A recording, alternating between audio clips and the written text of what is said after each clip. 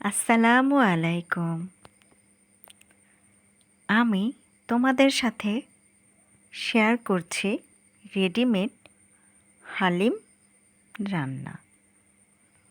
আজকে আমি তোমাদেরকে দেখাবো রেডিমেড হালিম বাসায় কত সহজেই রান্না করা যায়।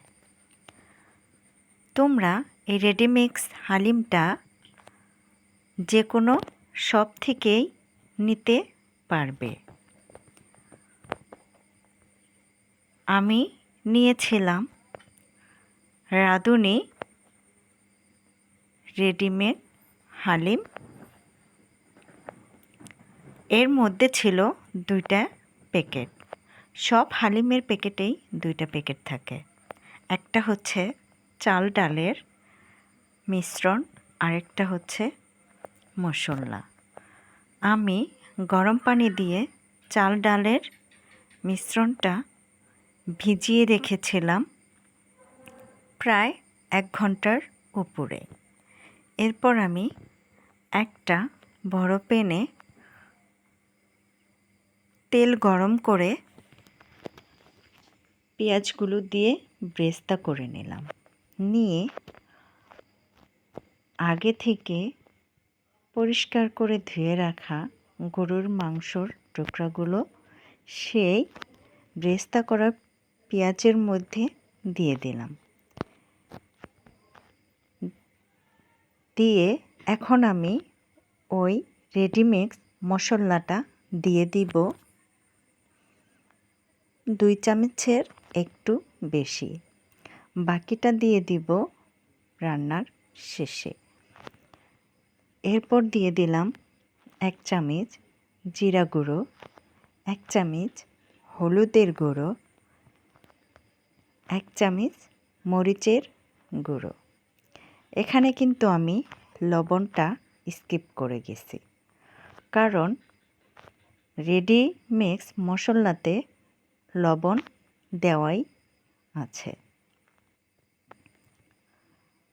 যদি প্রয়োজন হয় লাস্টে দেখে লবণ দিয়ে দিব। আমার মাংসগুলো কষানো হয়ে গেছে। এখন আমি আগে থেকে ডালগুলো ভিজিয়ে রাখা দিয়ে দিলাম মাংসের মধ্যে। দিয়ে একটু নাড়াচাড়া করে আমি ফুটন্ত গরম পানি পরিমাণ মতো দিয়ে দিলাম। দিয়ে একদম লো হিটে আমি রান্না করে নেব। মাঝে মাঝে ঢাকনাটা তুলে নেড়ে দেব যাতে নিচে লেগে না ধরে। চাল ডালের মিশ্রণ লেগে ধরার সম্ভাবনা থাকে, এর জন্য মাঝে মাঝে নাড়া দিতে হয়। মাঝখানে আমি বাকি মশলাগুলো দিয়ে দিয়েছি। একটু লবণ লেগেছিল, সেটাও আমি দিয়ে দিয়েছি। এই তো আমার হালিমটা আঠালো হয়ে গেছে। দেখতেই পাচ্ছ হালিম রান্নাটা শেষ। এখন আমি পরিবেশনটা করে নেব। একটা বাটিতে নিয়ে পেঁয়াজ ব্রেস্তা ওপর দিয়ে দিচ্ছি।